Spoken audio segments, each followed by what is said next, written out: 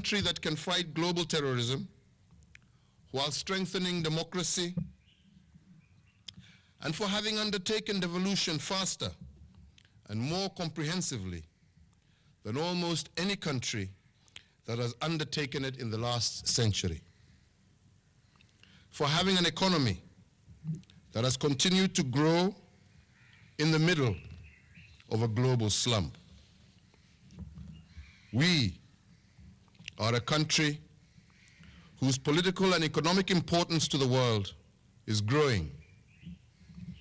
Almost all the leaders of the UN Security Council and the group of 7 largest economies have come to visit us.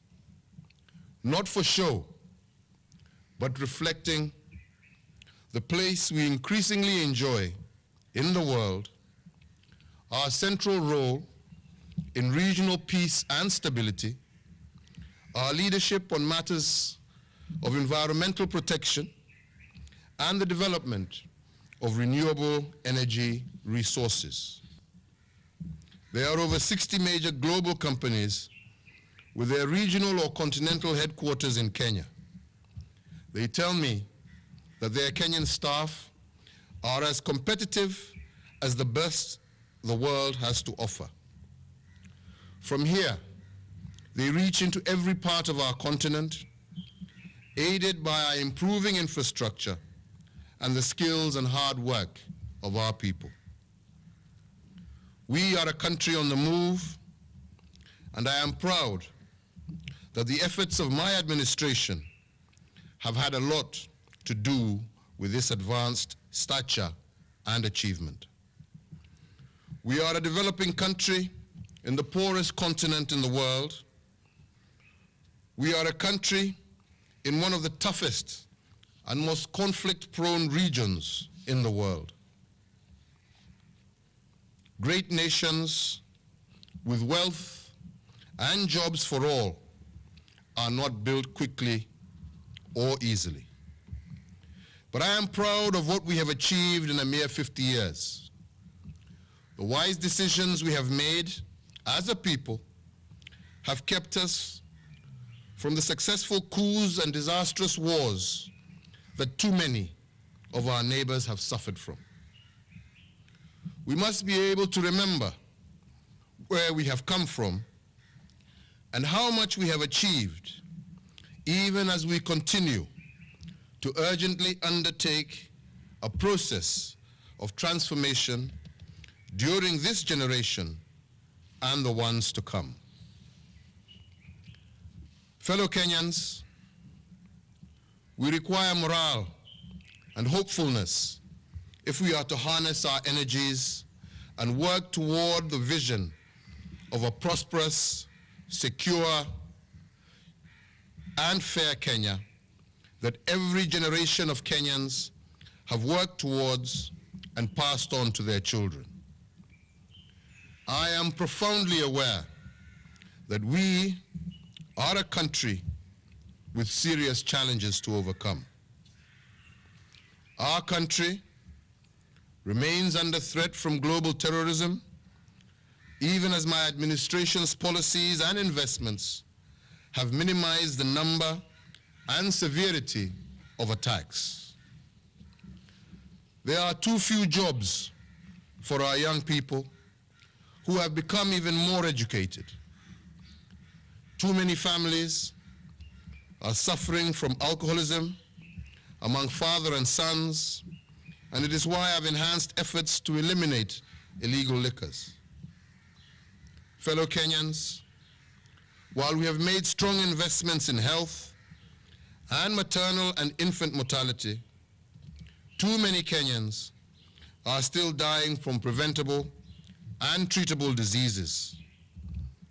I have seen the suffering of patients as doctors go on strike, and we have worked hard to arrive at a workable solution with the doctors, but there are limits to what the government can manage and still be a responsible manager of the people's finances. We continue to make every available legal effort to prevent and deal with corruption in the public service. The multi-agency approach has continued to bring more cases against senior officers suspected of fraud and theft. I have been and remain unequivocal that we must go beyond arrests and prosecutions to convictions. To this end, I am heartened that the new Chief Justice has risen to the challenge I made to all branches of government by assuring us that the rich and powerful accused will not be allowed to abuse the court process to delay justice. I am also glad that the private sector raised its hand and crafted a corruption law that has serious consequences for businesses that corrupt public servants. Parliament has played its role by passing the bill, and I believe that it will make a major and large impact against this damaging vice. One pending matter from 2016 concerns the management of our team at the Rio Olympics. I have received the findings, which have two sets of recommendations. One is reform of the sport, including the criteria for team selection for major events. Secondly, the Director of Public Prosecutions is reviewing the file in order to decide whether evidence exists to take further action on the top leadership of the sports ministry. We promised accountability, and someone will be held to account. What I have learned this year, ladies and gentlemen, is that there is no silver bullet for corruption. Efforts must be sustained and undertaken in multiple sectors and levels. Rooting out this crime will not come overnight, just as it did not arise overnight, but has been with us for many years. I have also learned that progress is delayed when the fight against corruption is politicized and cynical lies and smears used for narrow political interests. Fellow Kenyans, I have also been witness to a Kenya that is progressing by leaps and bounds. At the heart of our efforts are jobs and opportunities for our young people. They are our children, our brothers and sisters, and they make up the largest segment of our population. Our success as a nation will be judged by the kind of jobs we help them gain. The new railway line we are building from Mombasa and the many roads we are opening, while we improve others, are not merely to transport goods. They are to ensure that today's enterprises can be more productive and competitive, and they will therefore create more jobs for our youth. They will help us compete with the other countries across the world that are looking to attract the kind of investors who build factories and hotels that produce decent jobs for well-educated young people. We have ensured the most honest national exams in many years, not just to be strict, but to ensure that our young people's efforts are reflected in their results. That those who can afford to cheat in exams do not rob opportunities from those who are hardworking and honest. Fellow Kenyans, in 2016, millions more Kenyans slept in homes with electricity and walked home in increased security of streetlights. Millions of children did their homework at night under bright lights, where a few years ago, their families slept early to save the kerosene in their lamps. In the past year, millions of Kenyans who would have suffered from malaria escaped, courtesy of our efforts to increase the supply of malaria nets. This reduced days of work and school lost, and it saved many lives. We have improved public hospitals and put in place medical equipment that Kenyans in the past would have needed to travel to Nairobi at great expense to access. There is still far to go to make this a healthy nation, but we are moving quickly and in the right direction. Again, we do all this knowing that we must be healthy if our people are to be prosperous and employed. Our efforts are making headway compared to the rest of the world. The first Global Youth Development Index noted that Kenya has made the greatest strides in improving the conditions of young people in the past 5 years. The score for Africa was low compared to the rest of the world, but our continent is gaining ground the fastest, and Kenya is leading the continent. Fellow Kenyans, change does not come overnight, especially when we are digging ourselves out of immense poverty and ignorance, as well as conflict. Fellow Kenyans, I am proud of my administration's record.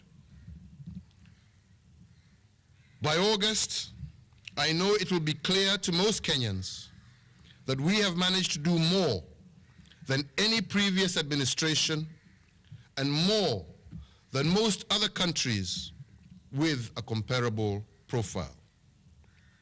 Like you, I am impatient to do more, to be able to tie the multiple projects and initiatives that we have undertaken into a powerful engine of investment and industrialization, so that at the end of a next term, which I will ask Kenyans to grant me, we will have an economy that is truly a lion in terms of the goods and services it produces. Young Kenyans will have many more opportunities and jobs as we work to continue to achieve this.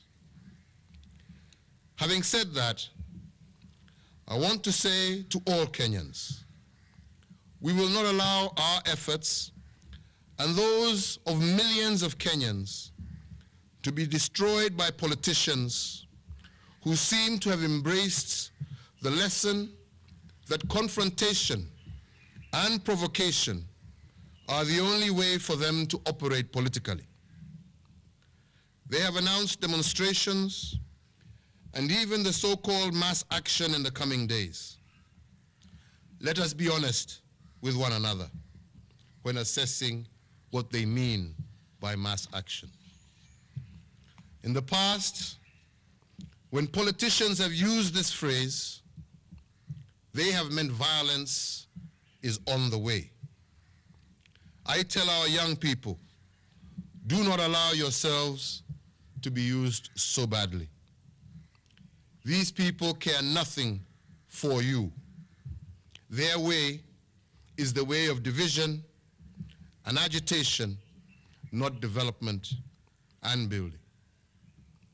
We must also be honest in assessing some of their actions since the last election. They have refused to accept in good faith the results of the last election.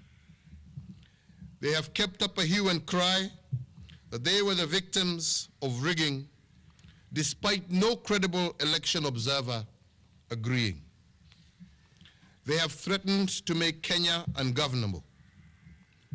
They have shouted insults in rallies and held the presidency, which belongs to all Kenyans, in contempt. They have even in past threatened to march to the seat of government and overthrow the government of the people.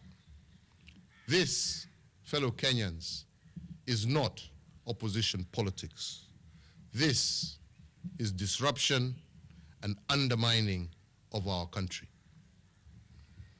I reject these tactics, and I want to urge all Kenyans to reject them as well. Until when must we play with fire of violence to get power-hungry individuals into office? As we enter the election cycle, I call on all Kenyans to be peaceful and on all leaders to preach peace during the campaigns. Let me repeat, we will hold elections in August of 2017. The elections will be free, fair, and transparent. We expect all contestants to accept the results and play their role in building a Kenya of the future. Fellow Kenyans, we have urgent business with a bright future for our people. The countries of the world that have gotten rich in the past 50 years have been independent and are countries that have valued stability and economic performance. They worked on their infrastructure, they made their education systems world-class, they provided security to their population, they kept political conflict to a minimum, and focused most of their arguments on the economic strategies that should be undertaken. They were impatient with poverty and did not invite the lies of politicians who claimed that the solution to their problem was in the politics of division through lies and cynicism. I want to let every Kenyan know that we will not allow anyone to drive our country into violence. We will fight such efforts with every means at our disposal. We have not worked as hard as a people to be diverted to a useless and violent destination by individuals who have so little to offer. We will not allow anyone to interfere with the will of our people. The days of playing games with this country are over. We are a proud African people, the fathers and mothers of the world. It is here on this continent that civilization was born. It is here where the diversity and cultural heritage is the greatest in the world. It is here that the world shall find an engine for growth and prosperity in our young and well-educated population, as well as our abundance of resource. It is how to ensure that this is done that sustains me and pushes me to make every effort for Kenyans. Let me tell you what it is that I see in my mind whenever I think of what we are trying to build as a people. A Kenya that is industrialized and where decent jobs are available to anyone qualified and seeking it. We will be a Kenya whose people have the education to innovate, invent, and to deliver world-class goods and services. We shall sustain our economic growth so that we shall rise into Africa's leading destination for investment in manufacturing, logistics, tourism, education, and ICT. We will be secure and an anchor for stability in a region that will have overcome its destructive conflicts.